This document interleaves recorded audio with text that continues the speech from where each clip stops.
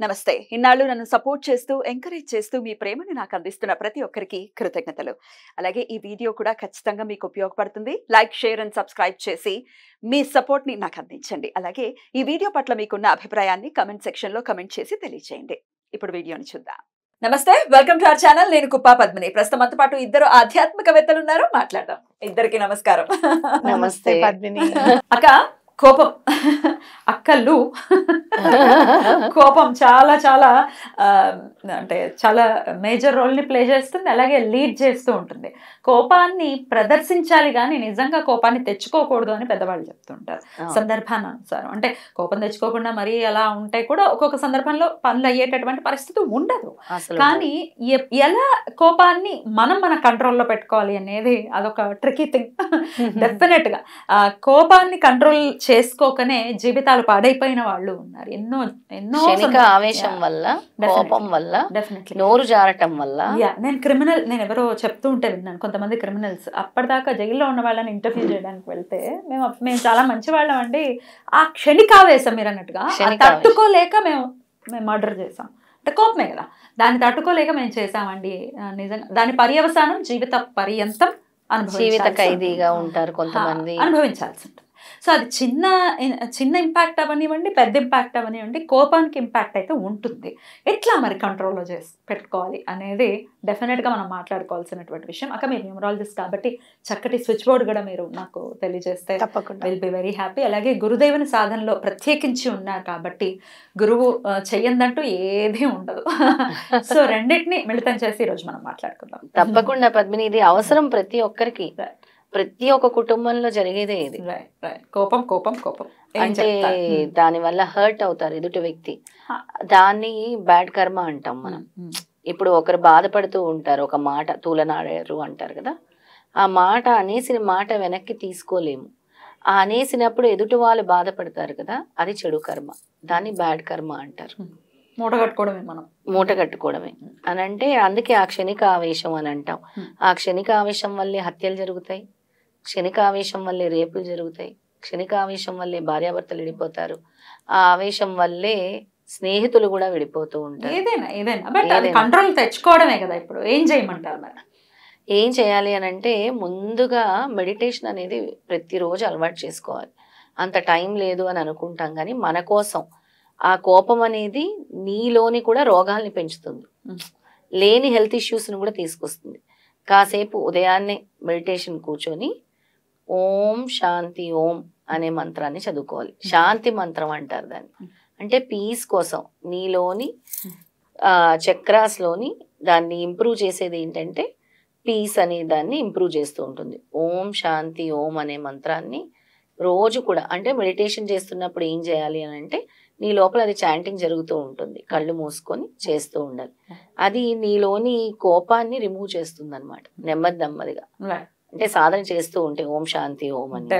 శ్రవంతి గారు చెప్పిన తర్వాత ఇంకో అసలైన మంత్రం ఉంది, చివరిలో చెప్తాను. తప్పకుండా అక్క. కోపాన్ని మీకు చాలా మంది క్లయింట్స్ డెఫినెట్ గా కాల్స్ చేస్తుంటారు. డెఫినెట్ గా end of the day answer కోపం వల్ల ఇట్లాంటి పర్యవసానాలు ఫేస్ చేస్తూ ఉంటారని మీరు ఎన్నో సందర్భాల్లో చెప్తున్నారు. ఎట్లా హ్యాండిల్ చేయాల్సి ఉంటుంది ఈ కోపాన్ని? ముందు అసలు హ్యాండిల్ చేయకపోతే, మీరు చూడండి సాయిబాబా గారి జీవిత చరిత్ర అయితే ఉపాసని బాబా గారు అని మనం చదువుతుంటాం. ఆయనకి ఎంతో చెప్పారు, నువ్వు షిరిడీని వదిలి వెళ్ళకు, నా తర్వాత నా అంతటి వాడు అవుతావు, నువ్వు ఇక్కడ ఉంటే నువ్వు ఉండు అని చెప్పారు బాబా గారు. కానీ ఆయన కోపాన్ని నియంత్రించుకోలేక 6 నెలల్లోనే వెళ్ళిపోతారు. మళ్ళీ బాబా గారు ఉండగా ఆయన మళ్ళీ రాలేకపోతారు షిరిడీలోకి. అంటే ఏంటి, ఒక బాబా గారిది అని అంటే బాబా గారి వల్ల ఒక పీఠం లాగా ఏర్పడిపోయినట్టే కదా. ఇంకా అందరూ అన్ని మతాల్ని యాక్సెప్ట్ చేసే పీఠం మళ్ళీ, అవునా కదా? అంటే అంత మంచి ప్లేస్ ని ఆయన వదులుకున్నారు అనమాట, కేవలం కోపం వల్ల. అంత సత్పురుషుడు పక్కన ఉన్నా కూడా ఆయన సత్పురుషుడు, ఈయన కూడా సత్పురుషుడే. ఇంకా అసలు ఎలా మరి మనలాంటి అంటే మాలాంటి సామాన్యులకి సాధ్యపడేటటువంటి విషయమేనా? సాధ్యపడుతుంది తప్పకుండా. అహంకారంతో కూడిన కోపం అంటే అక్కడ చిరు అహంకారం. రమణులు అందుకే నేను అనే పదాన్ని వదిలేయనంటారు. అది మనము ఆ నేను అనే పదాన్ని, అహంకారం, నాకు నన్ను ఇలా అన్నారు, నన్ను ఇలా చేశారు, నన్ను ఇలా అవమానించారు, నన్ను ఇలా చాలా బాగా రిసీవ్ చేసుకున్నారు, ఇలాంటివన్నీ కూడా వదిలేయాలి మనం. ఆ నేను అనేది వదిలేస్తే అది సాధ్యం. అయితే అది ఎలా వస్తుంది, మనం చెప్పడం చాలా ఈజీగా ఉంటుంది. ఇప్పుడు ఎవరన్నా చూడు, ఒక్కొక్కసారి అవమానాలు చాలా పొందాను పద్మిని అని నేను చెప్తూ ఉంటాను. నాకు కోపం వచ్చేది కాదు కానీ విపరీతమైన బాధ వచ్చేది. ఎంత బాధ అంటే అసలు ఎందుకు ఇంత అవమానం పడాల్సిన అవసరం ఏముంది, దీని బదులు అసలు మామూలుగా చదువుకునే పిల్లలని అలానే ఉండిపోతే అయిపోయేది కదా, ఈ పెళ్ళిళ్ళు ఎందుకు, ఈ పిల్లలు ఎందుకు, ఈ బాధ ఎందుకు, ఎందుకు నేను ఆ డెసిషన్ అప్పుడు ఎందుకు నేను ఒంటరిగానే ఉంటానని ఎందుకు నేను నిర్ణయించుకోలేదనే దాకా వెళ్ళిపోయేది అనమాట బాధ. ఇప్పుడు మీరు పడుతున్న బాధ ఉంది చూసారా, వాళ్ళకి చెడు కర్మ. అది ఎవరైతే బాధ అంటే మీరు బాధ పడుతున్నారు కదా, వాళ్ళకి చెడు కర్మ. ఆ తర్వాత మెడిటేషన్ అన్నారు కదా అక్క, ఆ తర్వాత ఏమైంది అని అంటే, నేను ఎందుకు బాధపడాలి, వాళ్ళకి నేను నచ్చట్లేదు అని అన్నప్పుడు లెట్ ఇట్ బి, నచ్చకపోతే నచ్చకపోయాను, అందరికీ నచ్చాల్సిన అవసరం ఏం లేదు, నచ్చము అంటాను కదా. కాబట్టి లెట్ ఇట్ బి అనే దానికి వచ్చేసాను. అది ఎలా వచ్చింది అంటే కేవలం సాధన, భగవంతుడి మీద నమ్మకం. నన్ను ఇలా ఉంచాడు, ఎటువంటి పరిస్థితుల్లోనూ నన్ను పైకి తీసుకొస్తాడు. నేను అడిగేది ఏంటి, నన్ను పైకి తీసుకురా స్వామి, నాతో పాటు నేను ఎంతో కొంత నాకు ఇచ్చినప్పుడు నా పిల్లలకి అని నువ్వు చెప్పో, లేకపోతే నా పిల్లలకి ముందు జాగ్రత్తగా నేను ఏదైనా ఖర్చు పెట్టుకున్నా, ఏం చేసినా నేను మాత్రం ఎంతో కొంత సహాయం అయితే చేస్తాను, నీ పూజలు అయితే కంపల్సరీ మానను, ఆ నమ్మకం అయితే నాకు ఉంది. కాబట్టి తప్పకుండా నువ్వు పైకి తీసుకొస్తా అనే సాధన, ఆ ఒక్క పాయింటే. నేను ఏదో కూర్చొని గంటల తరబడి నేను పూజ చేసేస్తాను అనే కాదు. నేను వెళ్తూ నాకు ఎప్పుడైనా మెట్రోలో నుంచొని చదువుకోవాలనిపిస్తే కూర్చుంటే టైం ఉంటే చదివేసుకుంటాను, చెప్పులు ఇప్పేసి. నుంచుంటే చెప్పులు ఇప్పడానికి కుదరదు కదా పక్కకి, అప్పుడు ఏదైనా స్విచ్ వర్డ్స్ చదువుకుంటూ వెళ్తాను అనమాట. ఆ పనులు అవ్వాలి అని చెప్పి అవి అయ్యాయి అని మేనిఫెస్ట్ చేసుకుంటూ వెళ్తాను. అంటే మనలో పాజిటివిటీ నింపుకోవాలి. ముందు కోపము అనేది పోవాలి అని అంటే పాజిటివిటీ రావాలన్నమాట. ఇప్పుడు ఒకడు ఏమన్నా తప్పు చేస్తున్నాడు, వాడు సరిగ్గా వర్క్ చేయట్లేదు, చెప్తే వాడు రేపు తప్పకుండా చేస్తాడు అనే పాజిటివిటీని మనం నింపుకొని, నువ్వు అలా చేయడానికి వీల్లేదు నెక్స్ట్ టైం నుంచి అని చెప్పి మనం ఆ కోపాన్ని అక్కడ మనం దిగమింగుకోవాలి. లేదు అని అంటే ఇవాళ రేపు కోపం పడే వాళ్ళకి అవతల ఏదైనా మాట పోతుందో, కఠినత్వం ఇదంతా వదిలే, ముందు హైబీపీ అటాక్ అవుతుంది. మీరు అలా కోపం ఆపుకోకపోతే 40 years వస్తూనే మీకు హైబీపీ అటాక్ వచ్చేస్తుంది. కాబట్టి ఆరోగ్యాన్ని కోల్పోతున్నాం కదా. కాబట్టి తప్పకుండా ఎటువంటి పరిస్థితుల్లోనూ అది సాధన ద్వారానే వస్తుంది. నన్ను ఎవ్వరూ ఏం అనడం లేదు, నన్ను అనట్లేదు అని అనుకోండి, తప్పకుండా డే బై డే తగ్గిపోతూ వస్తుంది అనమాట. చాలా మంది ఏమంటారో తెలుసా, నెంబర్లు లెక్క పెట్టమంటున్నారు కానీ రివర్స్ గా నెంబర్లు లెక్క పెట్టడం స్పీడ్ గా వచ్చేసింది. నాకు కూడా వచ్చింది.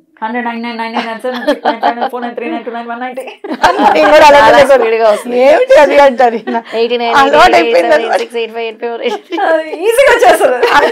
అది వచ్చింది కానీ కోపం తగ్గలే ఇక్కడ. అర్థమైందా నీకు? అంటే నెమ్మదిగా నెంబర్లు లెక్క పెట్టు అని అంటే సాధన చెయ్యి అని అర్థం అనమాట. భగవంతుడి మీద నమ్మకం పెట్టుకొని ఎటువంటి పరిస్థితుల్లోనూ మనం నియంత్రణ కోల్పోవద్దు అనేది కనుక మన మైండ్కి చెప్తే ఒక్కసారి హెచ్చరిస్తుంది. మనకి ఒక్కసారి ఇట్లా రాగానే హెచ్చరిస్తుంది అనమాట. హెచ్చరించినప్పుడు మనం స్టాప్ అయిపోవాలి, ఆగిపోవాలి. ఇంకా లేదు అని అంటే దీనివల్ల ఇప్పుడిప్పుడు పెరుగుతున్న తల్లులకు చెప్తున్నాను, పిల్లలు ఎవరైతే పెరుగుతూ ఉంటారో వాళ్ళకి చెప్తున్నా, పిల్లలు దూరం అవుతారు మనకి. అమ్మో ఇది చెప్తే అమ్మ కోపం వస్తుంది అని వాళ్ళకి మైండ్లో పడింది అంటే బయట విషయం ఏది కూడా మనతో డిస్కస్ చేయడానికి భయపడతారు. కాబట్టి అది కంపల్సరీగా తగ్గించుకోవాలి. ఇప్పుడు మనం ఏదైనా స్విచ్ వర్డ్ చెప్పుకోవాలి అనుకుంటే నెక్స్ట్ మనం స్విచ్ వర్డే కదా అడిగేది. క్వశ్చన్ కూడా నేనే అడుగుతాను. అప్పుడప్పుడు నేను మరి ఆన్సర్లు అత్యుత్సాహంతో అడిగేస్తూ ఉంటాను కదా. Clear and absolve, clear and absolve. And అనుకోకపోయినా క్లియర్ అబ్సాల్వ్ అని అనుకోండి. ఆ క్లియర్ అయిపోతుంది. అబ్సాల్వ్ అంటే అప్పటికప్పుడు సొల్యూషన్ కూడా వచ్చేస్తుంది. కోపాలు రెండు ఉంటాయి. ఒకటి అవతల వాడు చేసే పని మీద కోపం రావడం, ఇంకొకటి వేరే వాళ్ళు మనం బాధ పెట్టినప్పుడు మనకు కోపం రావడం. ఇప్పుడు ఎవరైనా ఉన్నారనుకో, వాళ్ళు నన్ను అంటున్నా కూడా నువ్వు కామ్గా ఉన్నావే, నువ్వెందుకు కామ్గా ఉన్నావని వీడి మీద కోపం వస్తుంది మనకి, వాడి మీద రాదు. మొన్న నాకు అలాగే వచ్చింది కోపం. వాడు అంటూ ఉంటే నువ్వు వింటూ ఉంటావా? నాకు వచ్చే కోపం ఇది. వేరే కోపాల్లోకి వెళ్ళా బిగ్గెస్ట్ కోపం ఇదే. అలా ఎలా వింటావు నువ్వు అంటే నేనేం చేశాను అని అంటారు. తప్పు. నువ్వు ఆవిడ అలా ఎలా అంటున్నావు అని చెప్పి నువ్వు అనవా? అది ఎంత అవమానం అసలు. అవునా కదా? అది ఆ కోపం కూడా ఒక రకం, కానీ ఈ రెండో రకం కోపాలు మాత్రం ఎక్కువగా వస్తూ ఉంటాయి మనకి. అదేమనుకోవాలంటే ఇట్ షెల్ పాస్, ఇది ఇది జరిగిపోతూ ఉంటుంది, ఇది అవుతూనే ఉంటుంది, ఏమీ కాదు.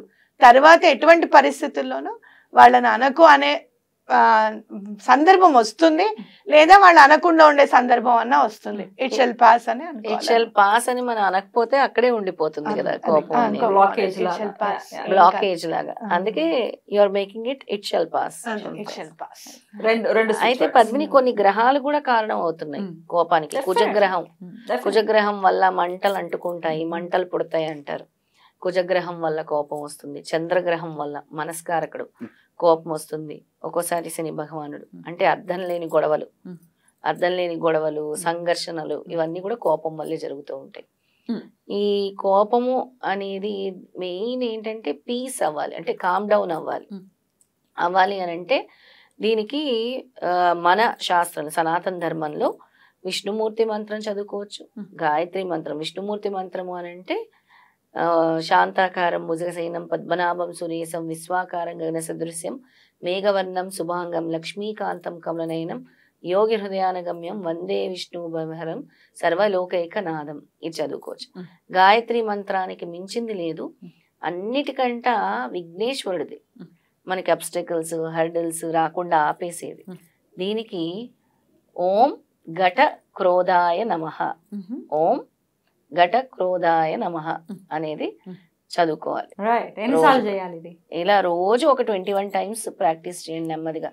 కోపం అనేది సాల్వ్ అవుతుంది. అయితే ఇది కోపం మా వారు ఎక్కువ కోపం ప్రదర్శిస్తున్నారు, ఎక్కువ వచ్చేస్తుంది ఆయన కోపం, లేకపోతే ఇప్పుడు పిల్లలు చూస్తున్నాం మనం, వాళ్ళు ఎక్కువ మరి పాపం కోపం ముందు పుట్టి వాళ్ళ తర్వాత పుడుతున్నారా అన్నంత లెవెల్లో కోపం వస్తుంది. అసలు గొడవలు అనే చెప్తుంటారు పద్మిని. మనకి చాలా మంది చూస్తే పిల్లల్ని చూస్తే ఎంత అగ్రెసివ్ గా ఉంటున్నారో మనం చూస్తున్నాం. అప్పుడు పిల్లల మార్పు కోసమో లేకపోతే భార్యో భర్త వీళ్ళ మార్పు కోసం వాళ్ళ తల్లులు కానీ లేకపోతే భార్య భర్త వీళ్ళు చేయొచ్చా?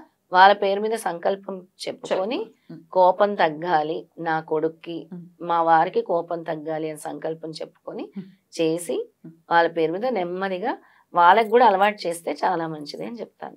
ఎందుకంటే వాళ్ళ పర్సనల్ వాళ్ళ హెల్త్ కోసము అని చెప్పి చేస్తే చాలా మంచిది. వాళ్ళ ఆరోగ్యం కోసమే కదా ఇప్పుడు. డెఫినెట్లీ చాలా చక్కగా తెలియజేశారు. అటు మంత్రం అవ్వచ్చు, స్విచ్ వర్డ్ అవ్వచ్చు, పేరే మార్పు, రెండు కూడా చాలా బ్యూటిఫుల్గా పనిచేస్తూ ఉంటాయి.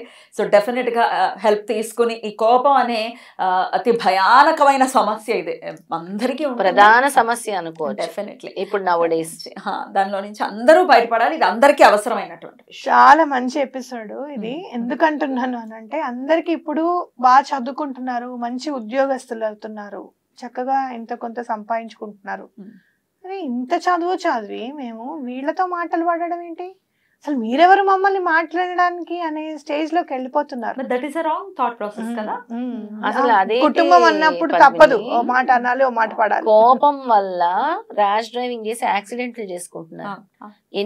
ఎంత మందిని చూస్తున్నాను నేను. అంటారు కదా ఆ కోపం వల్ల, ఎవరి మీద కోపం వల్ల ఫాస్ట్ గా వెహికల్ నడిపించుకొని తీసుకెళ్ళి ఎవరి జీవితాలు నష్టపోతున్నారు. అందుకే ఈ కోపం అనేది చాలా డేంజరస్. అందుకే దీని మీద చెయ్యాలి తప్పకుండా. ఈ డేంజరస్ నుంచి బయటపడాలి అని అంటే వాళ్ళు ఆలోచించాలి ఒకసారి, వాళ్ళని వాళ్ళు అవగాహన చేసుకోవాలి. మా జీవితము చెప్పలేదు.